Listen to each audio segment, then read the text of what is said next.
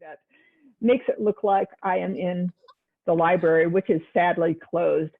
I thank you all for attending, and I hope that you are all doing well and that your friends and family are also well, and that this can give everyone a much needed intellectual break from our enforced isolation.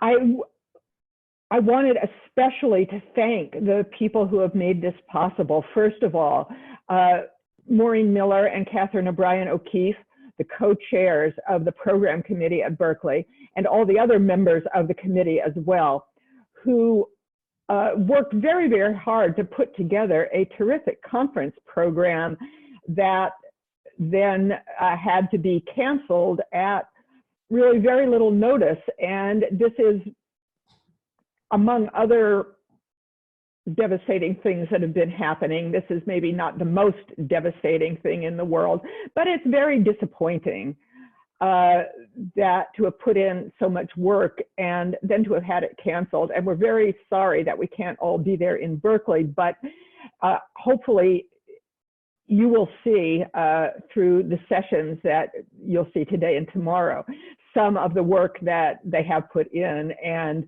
I would like to thank them for that. And then the Medieval Academy staff, and in particular Lisa Sagan-Davis, who is here facilitating this session, and Chris Cole, who is the Medieval Academy's webmaster and who figured out the technological aspects of how to make it possible to hold this session. So if anything does go wrong technologically, that's because things happen and it's not their fault. But to the extent that anything goes right, we have Lisa and Chris to thank for the technology here. So thank you, Lisa and Chris, and I'm going to turn it over now to Maureen. Great. Thank you. Greetings. I'm Maureen Miller, co-chair, along with my wonderful colleague, Catherine O'Brien O'Keefe, of the program committee for this year's annual meeting. And on behalf of the program committee, welcome to this virtual opening session. Before I begin, I take a moment to recognize that Berkeley sits on the territory of Huchun, the ancestral and unceded land of the Cochin-Yo-speaking Ohlone people, successors of the historic and sovereign Verona Band of Alameda County. We recognize that every member of the Berkeley community has and continues to benefit from the use and occupation of this land since the institution's founding in 1868. Consistent with our values of community and diversity, we have a responsibility to acknowledge and make visible the university's relationship to Native peoples. By offering this land acknowledgement, we affirm Indigenous sovereignty and will work to hold the University of California, Berkeley ever more accountable to the needs of American Indian and Indigenous peoples. All of us on the program committee and in the wider medievalist community here had so looked forward to welcoming you to the San Francisco Bay Area and to the University of California, Berkeley for the 95th annual meeting. While the Medieval Academy heads west every 3 years, it had not met in our little piece of paradise since 1983, and so we thought it was about time it returned. While we'll only be meeting virtually this year, we hope that each one of you will eventually visit our beautiful campus, stroll through our redwood groves, look through the Golden Gate from the base of the Campanile, one of my favorite views, and listen to Strawberry Creek as it meanders toward the bay. Until then, however, we hope that this virtual conference will provide intellectual community in this challenging time. Now, last summer and early fall, a diverse and varied program emerged around 27 themes reflecting the wide-ranging interests of local medievalists: multilingualism and translation, law and archives, gender and culture, to name just a few.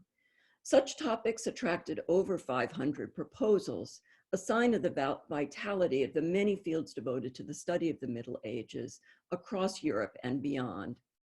Our blind review process yielded a richly interdisciplinary program that brought together scholars at various stages of their careers with diverse backgrounds and experiences, as well as varying views and perspectives. That is a very Berkeley gathering.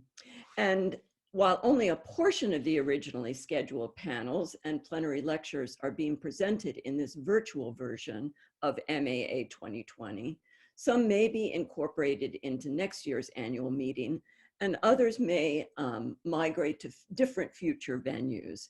So the intellectual energy of this meeting will not be lost.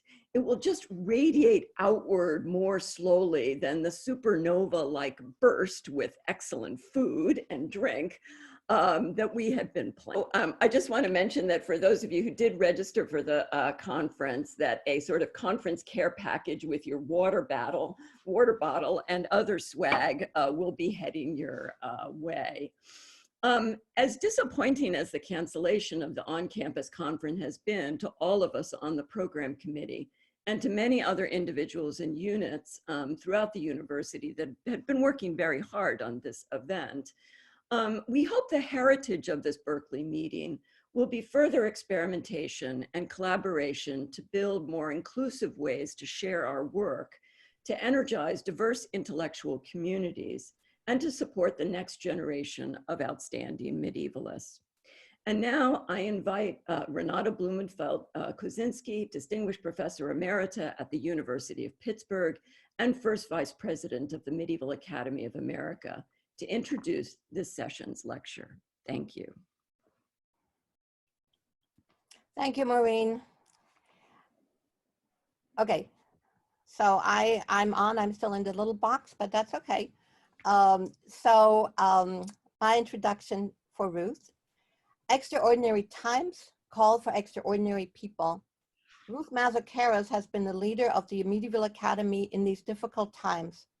And I want to begin with a big thank you to her, the team in Berkeley, and to Lisa Fagan-Davis and her team, who have made it possible for us to be together and to enjoy intellectual companionship in the midst of chaos and threats. As a historian, Ruth has opened up so many new avenues of scholarly inquiry that it is hard to know where to begin. With the many geographic areas she has explored, with the many theoretical frameworks she has helped to establish, I will try to be brief because I know you all look forward to her presidential address. Her academic career spans many different places, from Pennsylvania to Minnesota and now Dublin, Ireland. Her many fellowships have taken her to far-flung places like Rome and Israel. Her prize-winning books have become staples in our classrooms. She has served on the most distinguished editorial boards, and since 1995 has directed what one could call the gold-plated series of medieval studies, the Middle Ages series at the University of Pennsylvania Press. Ruth is also an outspoken advocate for our profession and our vision of the Middle Ages, as witnessed by many things. I will just give one example: the Women in World History Project, funded by the US Department of Education, where in the 1990s, Ruth developed curricula and trained teachers for American middle schoolers. These important time and energy consuming activities remain often unsung, but are crucial for keeping medieval studies alive in a society that sometimes tends to misuse and distort them. Among her many accomplishments at the Medieval Academy, Ruth expanded our initiatives in digital humanities and on the Committee on Diversity and Inclusivity. Ruth has made sure that we all work together in the Medieval Academy, no matter your position, inside or outside of the Academy or your location. And I'm sure you're all very far-flung right now.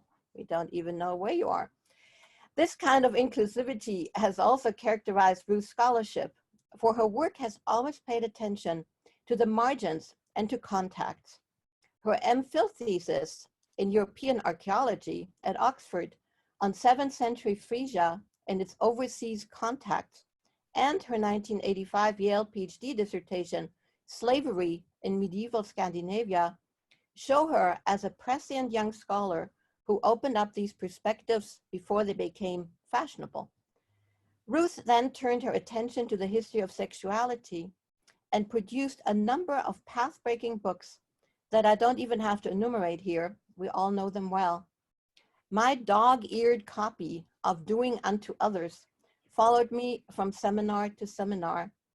I cited common women in so many different contexts that I did not know where to put it on my bookshelf, which I classify by subject matter. And From Boys to Men, as well as Unmarriages, were on my reading list in a large variety of courses, shedding light on almost every aspect of medieval life and society, from the center, such as chivalric masculine ideals, to the margins, to figures such as prostitutes, priestly concubines, and slaves. So far, I've mentioned some of Ruth's books.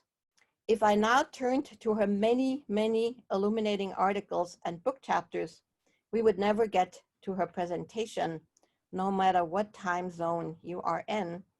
So without further ado, here is Ruth Mazo Karras, president of the Medieval Academy of America, whose title contains a question mark that hides an often grim reality, the regulation of sexuality in the 12th century. Why do I have a question mark here? This will become apparent to you, I think, as I talk about the way the regulation of sexuality has been thought to have developed mainly in the 13th century, and I'm going to talk about how it actually was already developing in the 12th. History can make strange bedfellows, and now I need to share my screen. There we go.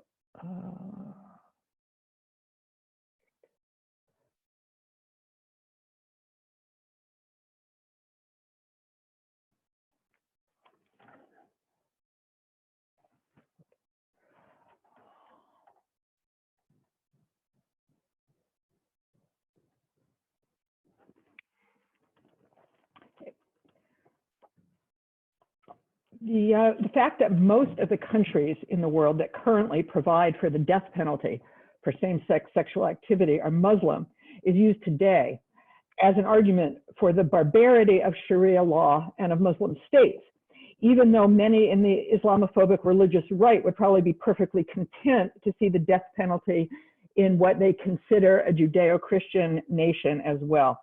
I will argue that, particularly as far as the law is concerned, this situation is deeply ironic because the death penalty for same-sex acts, as it was known and in some cases practiced in the Middle Ages, was closely aligned with and perhaps an unintended consequence of Western European polemic against Islamic societies. So now people argue that Islamic societies are too harsh on same-sex sexual activities, and in the Middle Ages, it was that that Islamic societies were too lenient. I should add, by way of warning here, that I'm going to be talking about some fairly gruesome state violence. So anyone who is looking after young children and doesn't want to have to explain this to them may want to watch the video recording of this at some later time rather than continuing to watch it live. Okay, there is a somewhat accepted chronology of the criminalization of same-sex activity in medieval Europe. John Boswell argued that up until the 12th century, same-sex desire and activity were not a major concern to the church or to lay society. And writing in the late 1970s, he used the term homosexuality and gay people. When Peter Damian wrote his Book of Gomorrah sometime around the middle of the 11th century, and that's the first major blast against same-sex relations among the clergy, the Pope chose to ignore it and decline to act. Boswell argued that this changed in the 13th century when legal systems began to adopt strict penalties and sometimes to enforce them. And churchmen, following in the lead of Thomas Aquinas in particular, used the discourse of nature to cast any non-reproductive sex as deeply deviant. Joan Cadden has demonstrated that the discourse of nature was in fact far from unitary. Nature could be understood in different ways, and medical commentators thought that it was in some men's natures to desire penetration. While this demonstrates that the concept of natural was indeed very complicated, these writers had to work against a backdrop of hostile church doctrine. R.I. Moore adopted Boswell's argument and connected it to a larger framework of a persecuting society. This was the era, the 13th century in particular, in which the church set up legal frameworks to investigate heretics and Jews. Not, Moore suggests, because heretics were becoming a worse problem than they'd been previously, but because it could. And he argues that these apparatus were a way for emerging secular powers in concert with the church to establish and exert authority, and the categorizing and persecution of religious and sexual deviance was part of the logic of the developing of institutions of power. Moore suggests that the persecution of what he referred to as male homosexuality came somewhat later than that of heretics and Jews. Both he and Boswell note the existence of the Council of Nablus in the early 12th century and the connection of sexual deviance with Islam as with heresy. As I'll argue, this connection was indeed central to the shift in the Central Middle Ages toward the persecution of same-sex activity by secular authorities. So I want to start with an apologia and some definitions. First, what I'm not doing here. For the most part, I'm not going to deal with the church's attitude towards same-sex relations. I'm not going to deal with the more positive aspects of same-sex relations in medieval culture, which there were. And this is one example of a tombstone of two men who were pretty clearly more than just good friends. Scholars of medieval sexuality, particularly in the field of literature, have demonstrated the existence of subcultures of same-sex sex, love, and desire. Whether expressed through identity, writing, including rich traditions of love poetry in many medieval languages, or action. There's much in the Middle Ages that is distinctly queer and accepting of the queer. And I'm not going to be discussing it today, but many others have discussed it, and I just wanted to call your attention to some of the work that has. What I'm talking about today is rather grimmer, state violence or the threat of it. Now for some definitions. Michel Foucault famously connected the invention of the homosexual with bourgeois modernity.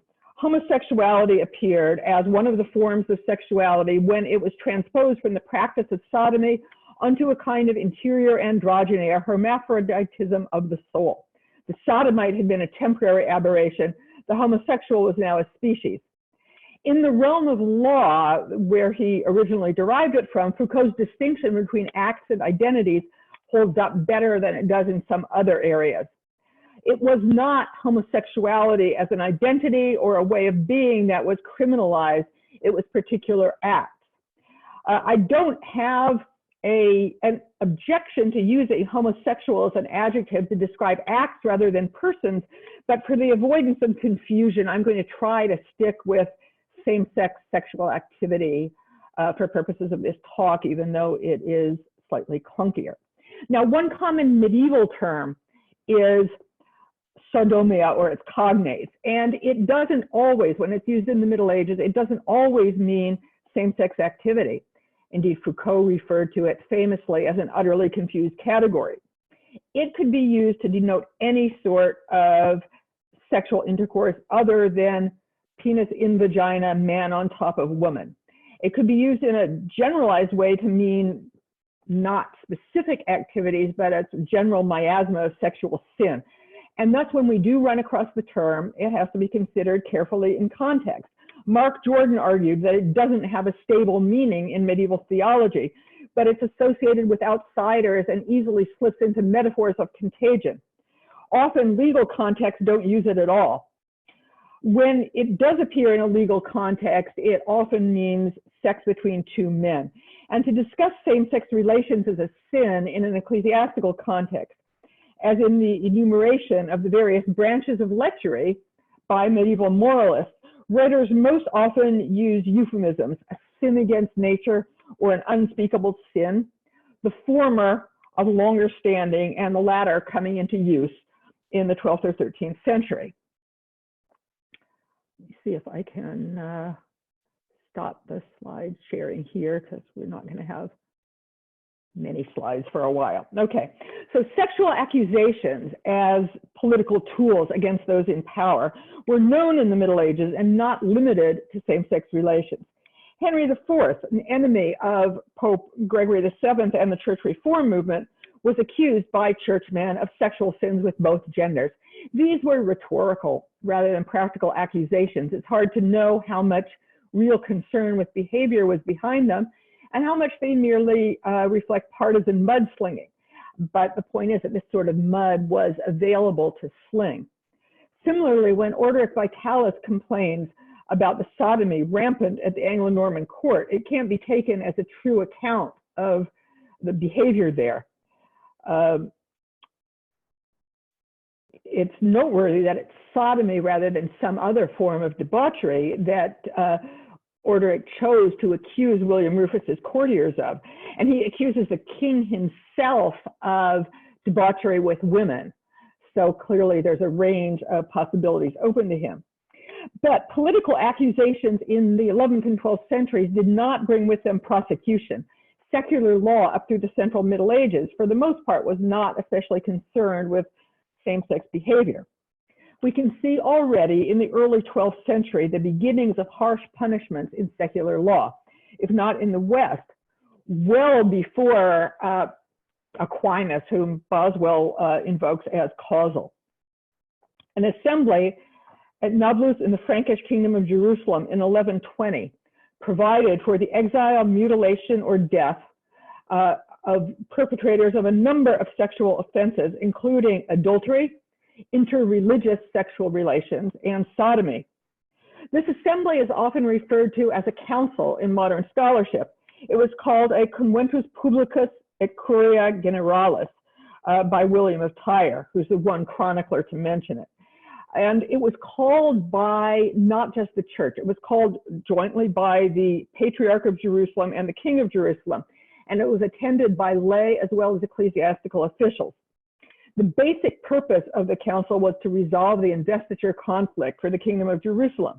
And the first three canons constitute what's known as the Concordat of Nablus, in which the king and the nobility granted complete control over tithes to the church.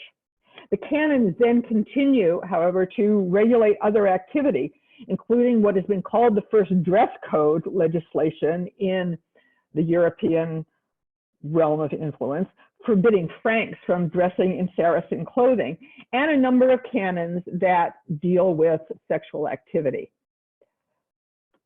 Can I get my screen back again? Here we go.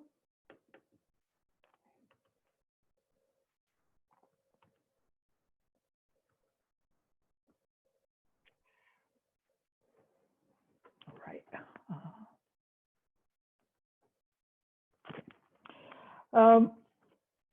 The canons on sexual activity provide extremely harsh punishments. For example, Canon 5 provides an unprecedented punishment for adultery on the part of a man.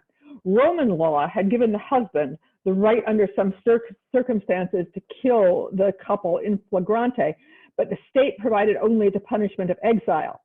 Leviticus did provide the death penalty, although this was not enforced in Jewish law after the destruction of the temple. Christ's admonition to the crowd, "Let he who is without sin cast the first stone," was a response to this Levitical law. The church condemned adultery by both men and women, set a penance for it, and sometimes allowed a husband to repudiate his wife for it, although not to marry another woman. The canons of Nablus, as I showed, provide here a punishment of adultery for the man who sleeps with another, of emasculation for the man who sleeps with another man's wife. The Council of Nablus also provided castration or other forms of maiming for other sexual crimes, particularly for those that took place across religious lines. Now, the punishment for sodomy was even harsher, burning. The canons made a distinction between the active and the passive partner, although only to emphasize that both were to be subject to punishment if adults. Canon 10, the third one on your screen now, seems to imply that regardless of age, the passive partner might be a victim of rape. That there's talking only about those who suffer by force and conceal it. Canon 9 suggests that rape is more likely in the case of a child or an old person.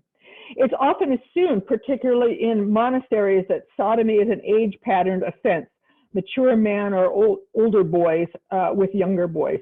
The inclusion of elders as victims here suggests that it's perhaps not a matter only of desire, shaped by a cultural division into an active masculine and passive effeminate, but also a question of physical strength.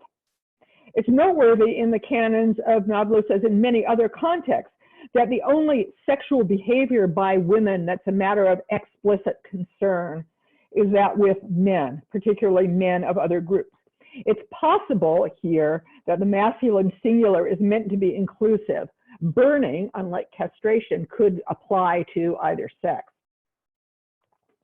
The death penalty here suggests that sodomy was considered the most serious of the offenses, although burning is specified only for the third offense.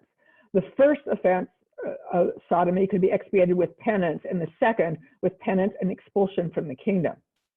Now, we don't know to what extent these laws are put into force. One point that suggests they weren't is a use of different language for mutilation for different sexual crimes. So these are all forms of genital mutilation for men. 4 different terms are used, and then 2 different terms are used for nasal mutilation of women. I agree with Klaus von Eichels on this point, that this use of language is an indication that the canons were intended to be largely symbolic, a statement of the moral stance of ecclesiastical and lay authorities, realigning the community with God by placing extremely harsh punishments on behavior that was believed to contradict God's law. Whoever wrote the canons may have had the same penalties in mind for more than one offense, as with the 2 different terms for cutting off a woman's nose. So emasculate and eunuchize, make into a eunuch, must be the same thing as either removal of the penis or of the testicles or both. In the case of sodomy, 2 different terms are also used for burning, to burn or give over to the flames. This may be, in the case of all of these punishments, an attempt at elegant variation to show the variety of ways that the author has at his disposal to express what he means.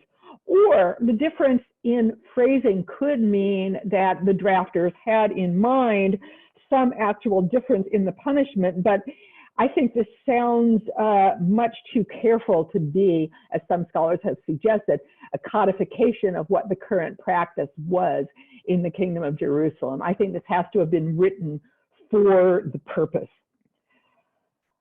The context is important here, particularly as the king, the king who called this council, Baldwin II, his predecessor, Baldwin I, may have, as Jane Rubenstein puts it, lived in a chainmail closet and had male Muslim or ex-Muslim lovers.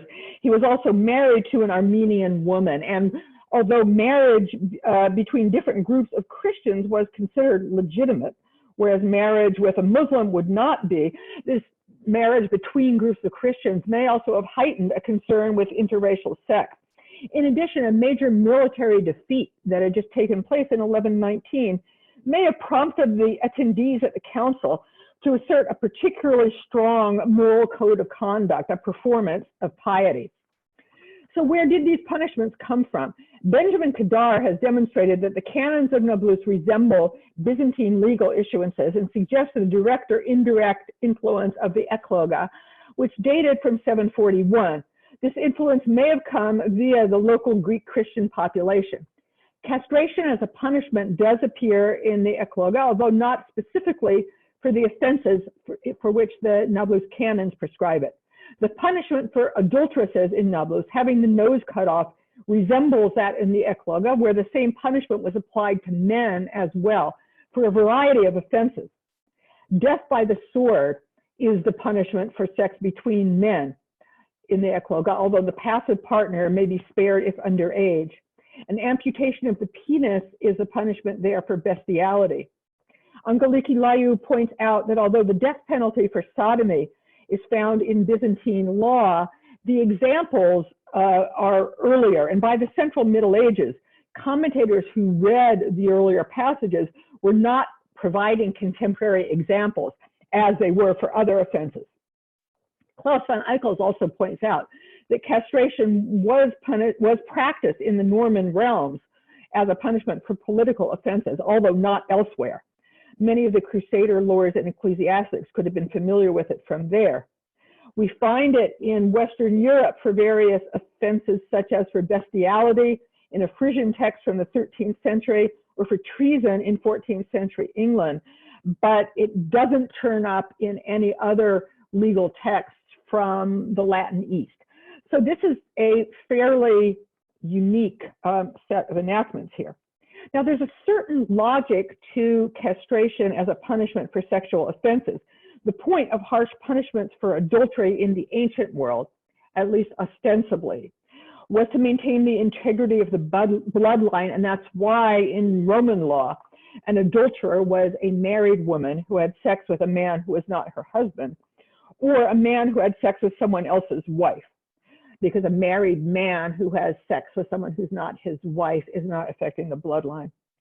Christianity brought with it a theoretical repudiation of the sexual double standard, so that a man who had sex with a woman who wasn't his wife could be considered an adulterer also, although this redefinition was not universally accepted. But for the man who slept with another's wife, castration as punishment could also be an adoption of the traditional sort of punishment of the removal of the limb with which the offense had been committed. It could also be the removal of the ability to reproduce. The tight link between male-female intercourse and reproduction in the Middle Ages gave rise to what Patricia Simons has called a semenotic economy, in which the ability to produce seed, not the size of the penis, was what was important. The removal of the penis as punishment for consensual sex between a Christian man and a Saracen woman doesn't fit into this schema, but again, it may be a sort of elegant variation. Castration for rape appears in other European legal traditions, notably in England, but again, it's not clear that this penalty is ever applied in practice. Sex between men in the canons of Nablus did not fit into this punishment fits the crime model. That is, it's not a removal of the limb with which the offense was committed. The punishment there was death, and it's the first time in Western European culture that this was the case. The Visigothic law from 653, one of the harshest, had provided castration and perpetual imprisonment for men who had sex with other men. We know little about the enforcement of this law or the motivations behind it. We do have the witness of Joannes Malalas that Justinian enforced his own ruling requiring the castration of men involved in same-sex relations a century before. That may have influenced by the Visigothic law, but Nablus was harsher, like the Ekloga, providing the death penalty. And back to the slides once again. It's in the century thereafter that we find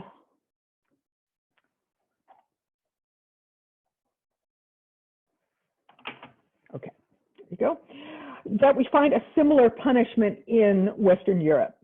The Livres de jostice et de plet, written in the 13th century in the Orléans region, punished sodomy by combining the penalty of burning, as provided for sodomy in Nablus, and castration, as provided there for other crimes. I suggest that this 13th century development in French law may have been directly influenced by laws and attitudes in the Crusader kingdom.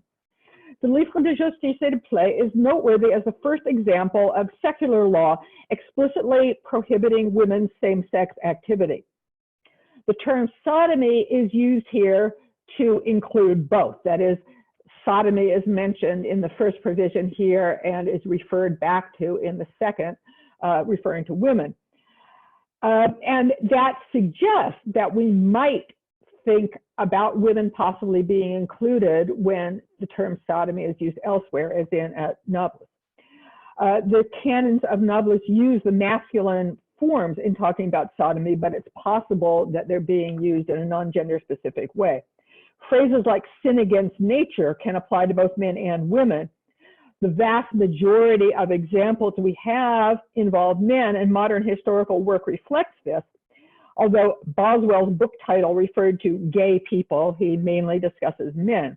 Judith Bennett has considered some of the reasons why same-sex relationships between women don't appear very often in the sources, because they weren't as disturbing to people, because they didn't prevent women from bearing children to legal husbands, because they didn't involve penises, because they didn't involve sperm, and therefore weren't that important, or because of pervasive misogyny that made anything women did not matter very much.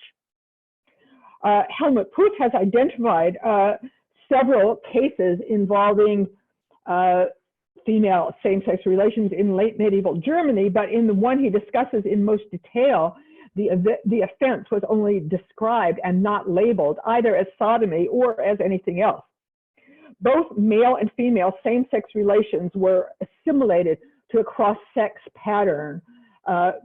This is what Proof finds. Cross-sex pattern where one partner played the male and one the female role. So the member that women were to lose, well, the member for either sex, member that they are to lose is not specified in this law. We can assume it is a penis for men since it's referred to in the singular, but that's not for sure.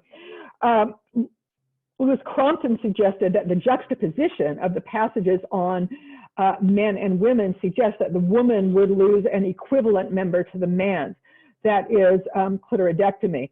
However, as far as I can find, this is not attested anywhere as a medieval punishment for anything. The Nablus canons, with the combination of castration and rhinectomy as the male and female punishments for adultery, suggests that women's facial mutilation might be the equivalent to men's genital mutilation. Rhinectomy goes back to the ancient world as a punishment for women. It appears in religious texts in the Middle Ages in which nuns self-mutilate to avoid being raped, and in literary texts such as Marie de France's Bisclaveret, in which the werewolf bites off the nose of his adulterous wife. It was also used as a punishment in Western Europe, as in the constitutions of Melfi of Frederick II of Sicily. It's a law attributed to Roger II from around 1140. It is a more lenient punishment for an adulteress than being killed by her husband, although if her husband did not wish to punish her, she could be publicly flogged. Now, the Sicilian law, of course, could very easily be borrowing from Byzantine law, with potentially somewhat less likelihood of Byzantine borrowing. The laws of Knut of England from 1027 to 1034 prescribe that an adulterous woman should lose her nose and ears. Valentin Grudner cites a long history of rhinectomy as either a judicial or extrajudicial punishment, especially for sex offenders, male and female, since antiquity, and suggests that it could symbolize or be considered the equivalent of castration. And that would be my guess as to what's going on here. However, the member that the woman is to lose for the first or second offense could be a breast or some other limb, and it could be the man the man is being condemned to lose an arm or leg also. Or the second offense could have been the ears, or the author or compiler may have not had anything specific in mind and just be trying to create some gender balance here by providing for women also. Now, this text is not an official compilation. It claims to be the laws of the Kingdom of France. It may have been made by a student or scholar for his own use. Much of the text is a translation of Justinian's digest as well as the customs of the Orléanais. And the provision on sodomy is found in a set of punishments not translated from the digest, but said to be current in the Duchy of Orléans. It's not clear that they do reflect contemporary practice. There are other crimes listed as punishable by death, a few by burning, mostly by hanging. The only other one besides sodomy for which the punishment is mutilation is where someone has caused someone else to lose a member and is punished by the loss of that same member. So the idea of castration as punishment for sexual crime and of secular punishment for adultery are somewhat unusual here and could have come from ideas drawn from the Crusader kingdom. The Coutume de Beauvaisis, compiled also in France in the 13th century by Philippe de Beaumanoir, again a textbook, not a promulgated code, like the canons of Nablus, provides burning for sodomy. After listing drawing and hanging as punishment for treason, murder, manslaughter, or rape, and hanging for arson and theft, it provides whoever errs against the faith and does not wish to return to the way of truth, or who commits sodomy, he must be returned, he must be burned and forfeit all his goods. So sodomy is added sort of as an afterthought to all these other crimes. Alfonso of Castile's mid-13th century Siete Partidas also provided death for sodomy. The section on sodomy is quite brief here as to the penalty, but goes into more detail with regard to the definition of sodomy, which is to be understood as a sin that men do with each other. Women do not come into it. And particularly goes into detail on the extent to which God hates sodomy. Alfonso may have used sodomy along with treason as an accusation against his political enemies. We find the death penalty for sodomy in two late 13th century English texts, Fleta in Latin, which stipulates burial alive, and Britain in French, which stipulates burning. In each case, sodomites are one of a list of criminals to be punished in this manner. And it's noteworthy that none of these texts, whether from France, Castile, or England, except perhaps the Siete Partidas, which were not as a whole put into practice, none of these texts is a piece of legislation. They're all treatises presenting what purports to be custom, but in an idealized way. So they could have looked for models and found them in the canons of Nablus.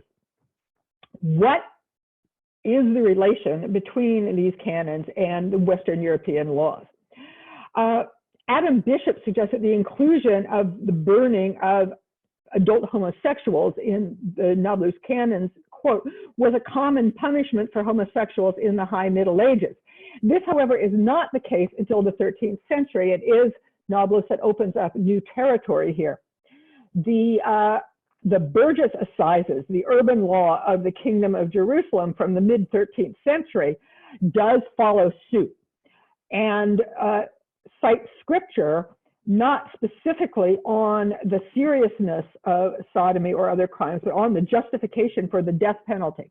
So the heading says in Latin, of a witch whom you shall not suffer to live, and then adds in French, murderers and sodomites and evildoers will speak thereafter. And the chapter then, as a heading states, focuses on the Mosaic prohibitions on witchcraft and homicide. The following chapter in French lists those whom law and reason command should be put to death. So it's clear that the witches come from the Bible. The sodomites come from what's considered to be law and custom. And so it's not taken from biblical law, despite the claims of the passage. Rather, it seems that the Livres des Assises takes it from the canons of Nablus. So how specifically can the 13th century European treatises have been influenced by enactments from the Crusader kingdom? Well, I can't demonstrate that they were. They certainly could have been. Nablus was ahead of its time on clothing regulations. John Toland takes the strictures of Nablus against Muslims wearing Frankish garb as being in the same spirit as Fourth Lateran Council a century later, which required that Muslims and Jews be distinct from Christians in their dress, and specified the reason for this as the avoidance of intergroup sex. This could well have been not just the same spirit, but based on knowledge of the Nablus canons. According to William of Tyre, copies of the canons of Nablus were placed in every church in the Kingdom of Jerusalem. Even given William's tendency to exaggeration, we can assume that there were multiple copies made. Only one of them has survived. It's from the church at Sidon, and the manuscript, which contains other legal material as well, ended up in the library of the Avignon popes, possibly brought by Rostanius Candola, the last bishop of Sidon, who's known to have been in Avignon between 1319 and 1327.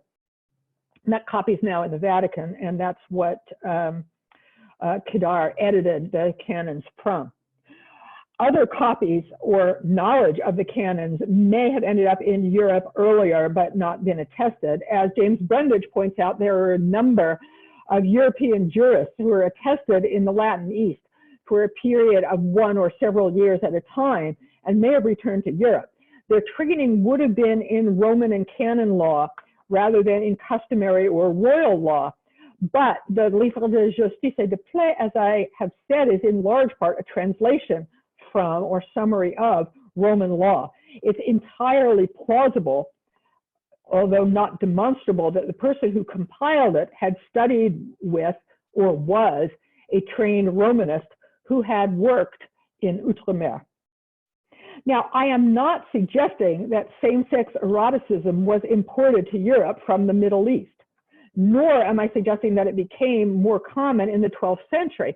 Rather, I suggest that it became at that time something to worry more seriously about, because it was a source of, a convenient source of blame and opprobrium for the Muslim other, not only in relation to sodomy. Sexual activity was often seen as a place where a line must be drawn in terms of intercultural contact. Women's bodies were a border that could not be crossed. This is clearly observable in the canons of Nablus.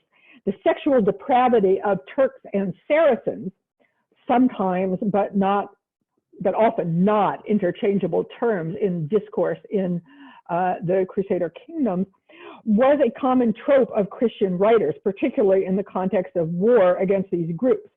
The majority of these accusations of sexual depravity have to do with the rape of Christian women by Muslim men, something that undoubtedly did happen in wartime or in raids, as did the rape of Muslim women by Christian men and the rape of women by members of their own religious group.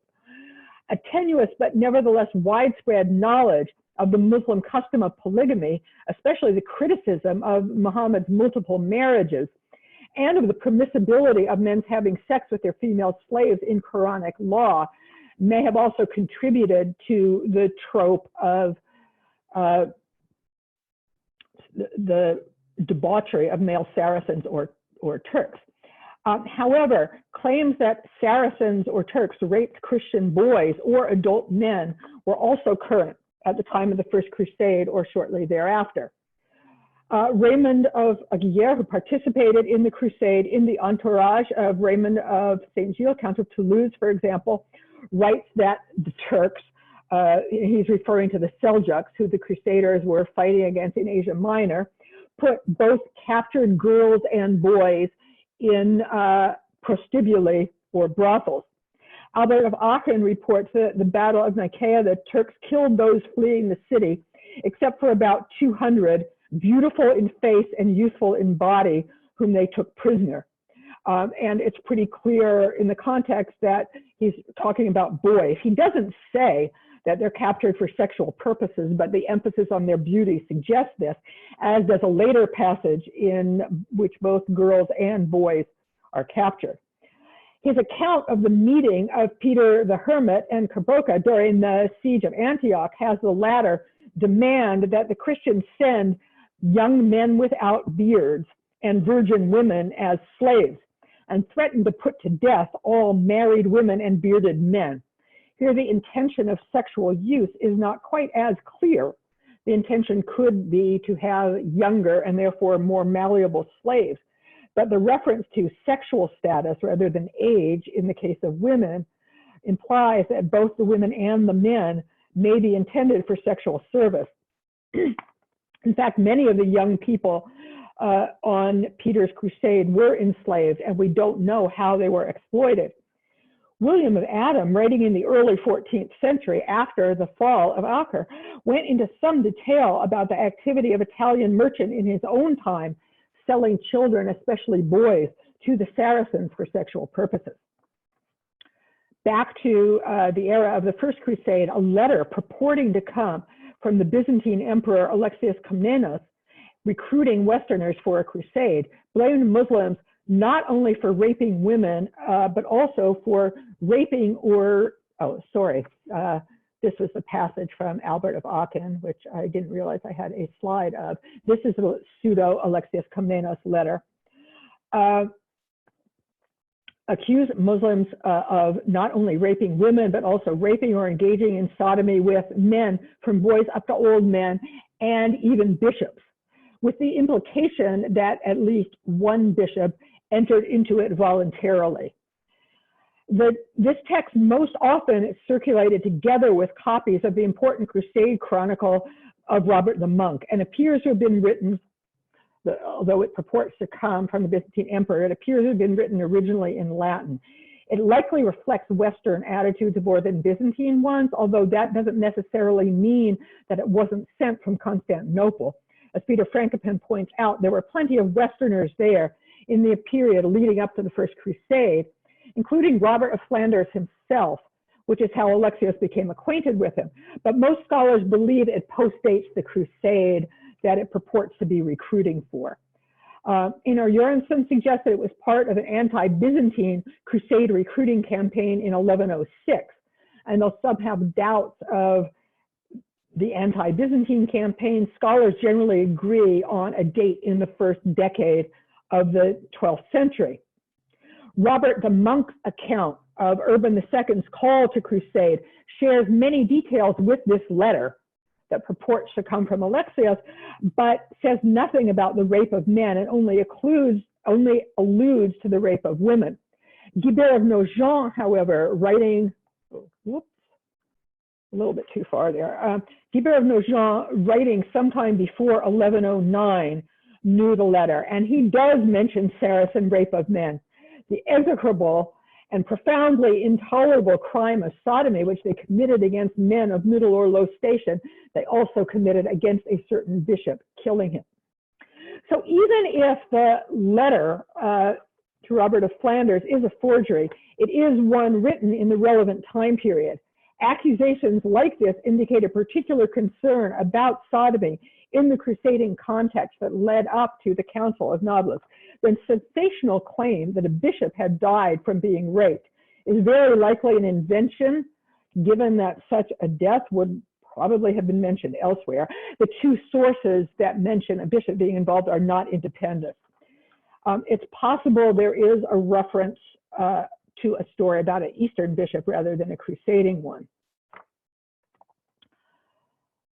Right, so that is the end of the slides.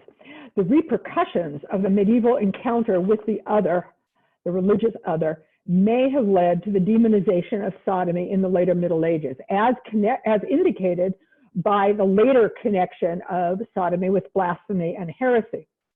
The major cause célèbre involving same-sex practices was the trial of the Knights Templar in France beginning in 1307, in which many of the accused testified to having seen anal sex as part of the order's initiation ritual, or to having been told that it was acceptable between brothers, although they all denied having participated in it themselves. It's highly unlikely that this practice was part of the order's ritual, although we should allow the possibility that same-sex relationships were in fact tolerated among the Templars for the avoidance of scandal. The fact that these confessions were elicited under torture means that it would be wrong to put weight on the confessions, but it's important that they were asked what they were asked to confess to. The main accusation that was brought was blasphemy, and scholars generally accept that it was a false one. The combination of blasphemy and sodomy points toward the connection between heresy and sodomy, used rhetorically to emphasize the evil and otherness of the accused, but there's also a connection in the Templar accusations to Islam, as the idol the Templars were alleged to worship was called Baphomet, one of the variations in the name of the Prophet Muhammad used in relatively uninformed Western sources.